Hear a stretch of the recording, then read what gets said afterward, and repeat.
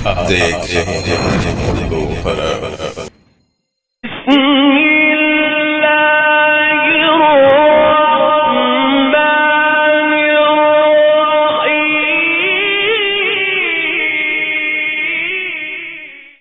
अस्सलाम वालेकुम वरहमतुल्लाहि वबरकातुहू। नाज़रीन मोहतरम, ये बात बहुत दिलचस्प है कि हल्फुल फुज़ूल अब्दुल्ला बिन जदान के घर जमा होने वाले लोगों के दरमियान यहाँ इन सब को खाना खिलाया गया और उसके बाद इन सब से खुदा के नाम पर हलफ लिया गया। हलफ के अल्फाज ये थे, हम हमेशा मजलूम का साथ देते रहेंगे और इसका हक इसे दिलाते रहेंगे। इस हलफ का नाम हल्फुल फुज़ूल रखा गया था। इस शहद और हलफ के मौका पर अल्लाह के रसूल सल्लल्लाहु अलैहि वसल्लम भी कुरैश के साथ मौजूद थे। हल्फुल फुज़ूल को आका करीम सल्लल्लाहु अलैहि वसल्लम ने बहुत पसंद फरमाया। आप सल्लल्लाहु अलैहि वसल्लम फरमाते थे, मैं इस शहदनामे में शरीक था। ये अहदनामा बनु जदान के मकान में हुआ था। अगर कोई मुझसे कहे कि इस शहदनामे से दस्तबरदार हो जाएं और इसके बदले 100 ऊँट ले लें तो मैं कभी नहीं लूँगा। शहदनामे के नाम पर अगर कोई आज भी मुझे आवाज़ दे तो मैं कहूँगा कि मैं हाजिर हूँ। आप सल्लल्लाहु अलैहि वसल्लम के इस इरशाद का मतलब ये था कि अगर आज भी कोई मजलूम ये कहकर आवाज़ दे, ए हल्फुल फुज़ूल वालों, तो मैं उसकी फरियाद को ज़रूर पहुँचूँगा, क्योंकि इस्लाम तो आया ही इसलिए है कि सच्चाई का नाम बुलंद करे और मजलूम की मदद और हमायत करे। ये हल्फुल फुज़ूल बाद में भी जारी रहा। मक्का में आप सल्लल्लाहु अलैहि वसल्लम की अमानत और दयानत की वजह से आप सल्लल्लाहु अलैहि वसल्लम को अमीन कहकर पुकारा जाने लगा। सादिक और अमीन आपके अलकाब बहुत मशहूर हो गए। इन्हीं दिनों अबू तालिब ने आपसे कहा, ए भतीजे, मैं एक बहुत गरीब आदमी हूँ और कहत साली की वजह से और ज्यादा सख्त हालात का सामना है। काफी अरसा से खुश्क साली का दौर चल रहा है। कोई ऐसा जरिया नहीं है कि अपना काम चला सकें और ना ही हमारी कोई तजारत है। एक तजारती काफिला शाम जाने वाला है। इसमें कुरैश के लोग शामिल हैं। कुरैश की एक खातून खदीजा बिन्त खुवैलिद शाम की तरफ अपना तजारती सामान भेजा करती हैं। जो शख्स इनका सामान लेकर जाता है वो अपनी उजरत इनसे तय कर लेता है। अब अगर तुम उनके पास जाओ और उनका माल लेकर जाने की पेशकश करो तो वो जरूर अपना माल तुम्हें दे देंगे, क्योंकि तुम्हारी ईमानतदारी की शोहरत उन तक पहुंच चुकी है। अगरचे मैं इस बात को पसंद नहीं करता कि तुम शाम के सफर पर जाओ। यहूदी तुम्हारे दुश्मन हैं, लेकिन हालात की वजह से मैं मजबूर हूँ। इसके अलावा कोई और चारा भी नहीं। यहाँ तक कहकर अबू तालिब खामोश हो गए। तब आप सल्लल्लाहु अलैहि वसल्लम ने फरमाया, मुमकिन है वो खातून खुद मेरे पास किसको भेजे। ये बात आप सल्लल्लाहु अलैहि वसल्लम ने इसलिए कही थी कि सैयदा खदीजा रज़ियल्लाहु ताला अन्हा को एक बाएतमाद आदमी की ज़रूरत थी और इस वक्त मक्का में आप सल्लल्लाहु अलैहि वसल्लम से ज़्यादा शरीफ, पाकबाज, अमानतदार, समझदार और काबिल एतमाद कोई नहीं। अबू तालिब इस वक्त बहुत परेशान थे।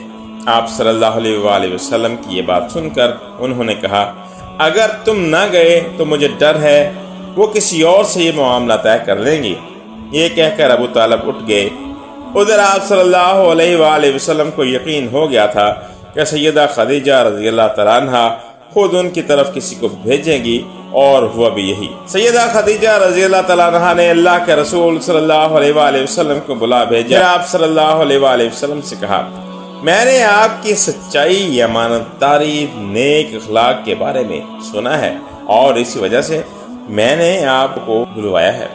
जो मुआवजा आपकी कौम के दूसरे आदमियों को देती हूँ, आपको उससे 2 गुना दूंगी। आप सल्लल्लाहु अलैहि वसल्लम ने उनकी बात मंजूर फरमा ली। फिर आप सल्लल्लाहु अलैहि वसल्लम अपने चचा अबू तालिब से मिले, उन्हें ये बात बतलाई। अबू तालिब सुनकर बोले, ये रोजी तुम्हारे लिए अल्लाह ने पैदा फरमाई है। इसके बाद आप सल्लल्लाहु अलैहि वसल्लम सैयदा खदीजा रज़ियल्लाहु तआला अन्हा का सामान तजारत लेकर शाम की तरफ रवाना हो। सैयदा खदीजा रज़ियल्लाहु तआला अन्हा के गुलाम मैसरा आप सल्लल्लाहु अलैहि वसल्लम के साथ थे। रवानगी के वक्त हज़रत खदीजा रज़ियल्लाहु तआला अन्हा ने मैसरा से कहा, किसी मामले में इनकी नाफरमानी न करना, जो ये कहें वही करना, उनकी राय से इख्तिलाफ न करना। आप सल्लल्लाहु अलैहि वसल्लम के सब चचाओं ने काफिले वालों को आप सल्लल्लाहु अलैहि वसल्लम की खबरगिरी रखने की दरख्वास्त की। इसकी वजह यह भी थी कि जिम्मेदारी के लिहाज से ये आप सल्लल्लाहु अलैहि वसल्लम का पहला तजारती सफर था। गोया आप सल्लल्लाहु अलैहि वसल्लम इस काम में बिल्कुल नए थे। ادھر آپ صلی اللہ علیہ وسلم روانہ ہوئے، ادھر آپ صلی اللہ علیہ وسلم کا معجزہ شروع ہو گیا۔ ایک بدری نے آپ صلی اللہ علیہ وآلہ وسلم کے اوپر سایہ کر لیا۔ آپ صلی اللہ علیہ وآلہ وسلم کے ساتھ ساتھ چلنے لگی۔ جب آپ صلی اللہ علیہ وآلہ وسلم شام پہنچے، بصرہ شہر کے بازار میں ایک درخت کے سائے میں اترے۔ یہ درخت ایک عیسائی راہب نستورہ کی خانقاہ کے سامنے۔ اس راہب نے میسرہ کو دیکھا تو خانقاہ سے نکل آیا۔ اس وقت اس نے آپ صلی اللہ علیہ وآلہ وسلم کو دیکھا۔ آقا کریم صلی اللہ علیہ وآلہ وسلم درخت کے نیچے ٹھہرے ہوئے تھے۔ اس نے میسرہ سے پوچھا، یہ شخص کون ہے جو اس درخت کے نیچے موجود ہے؟ میسرہ نے کہا، یہ ایک قریشی شخص ہے، حرم والوں میں سے ہے۔ یہ سن کر راہب نے کہا، اس درخت کے نیچے نبی کے سوا کبھی کوئی آدمی نہیں بیٹھا۔ اللہ تعالیٰ نے اس درخت کو ہمیشہ اس سے بچایا ہے کہ اس کے نیچے نبی کے سوا کوئی دوسرا شخص بیٹھے۔ اس کے بعد اس نے میسرہ سے پوچھا، کیا ان کی آنکھوں میں سرخی ہے؟ میسرہ نے جواب دیا، ہاں بالکل ہے، اور یہ سرخی ان کی آنکھوں میں مستقر رہتی ہے۔ اب نستورہ نے کہا، یہ وہی ہیں؟ میسرہ نے حیران ہو کر اس کی طرف دیکھا اور بولے، کیا مطلب؟ یہ وہی ہیں؟ کون وہی؟ وہ بولا، یہ آخری پیغمبر ہیں۔ کاش میں وہ زمانہ پا سکتے جب انہیں ظہور کا حکم ملے گا، یعنی جب انہیں نبوت ملے۔ اس کے بعد وہ چپکے سے آپ صلی اللہ علیہ وآلہ وسلم کے پاس پہنچا۔ پہلے دوست نے آپ صلی اللہ علیہ وآلہ وسلم کے سر مبارک کو بوسہ دیا، پھر آپ صلی اللہ علیہ وآلہ وسلم کے قدموں کو بوسہ دیا اور بولا، میں آپ پر ایمان لاتا ہوں اور گواہی دیتا ہوں کہ آپ وہی ہیں جن کا ذکر اللہ تعالیٰ نے تورات میں فرمایا ہے۔ اس کے بعد نستورہ نے کہا، اے محمد صلی اللہ علیہ وآلہ وسلم، میں نے آپ صلی اللہ علیہ وآلہ وسلم میں وہ تمام نشانیاں دیکھ لی ہیں جو پرانی کتابوں میں آپ صلی اللہ علیہ وآلہ وسلم کی نبوت کی علامات کے طور پر درج ہیں۔ صرف ایک نشانی باقی ہے، اس لیے آپ اپنے کندھے سے ذرا کپڑا تو ہٹا۔ آقا کریم صلی اللہ علیہ وآلہ وسلم نے اپنے شانہ مبارک سے کپڑا ہٹایا۔ تب نستورہ نے وہاں مہر نبوت کو جگمگاتے دیکھا۔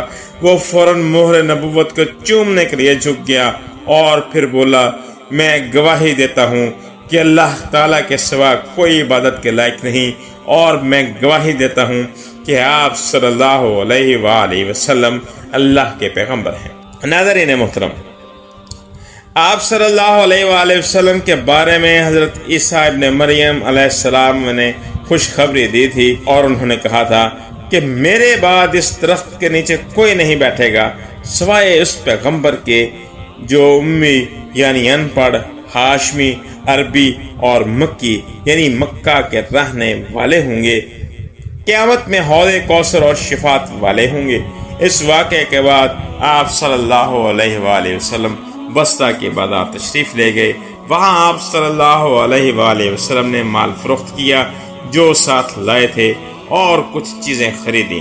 اس خرید و فروخت کے دوران ایک شخص نے آپ صلی اللہ علیہ وآلہ وسلم سے کچھ جھگڑا کیا اور بولا، لات اور عزا کی قسم کھاؤ۔ آپ صلی اللہ علیہ وسلم نے فرمایا، میں نے ان بتوں کے نام پر کبھی قسم نہیں کھائی۔ آپ صلی اللہ علیہ وآلہ وسلم کا یہ جملہ سن کر وہ شخص چونک اٹھا۔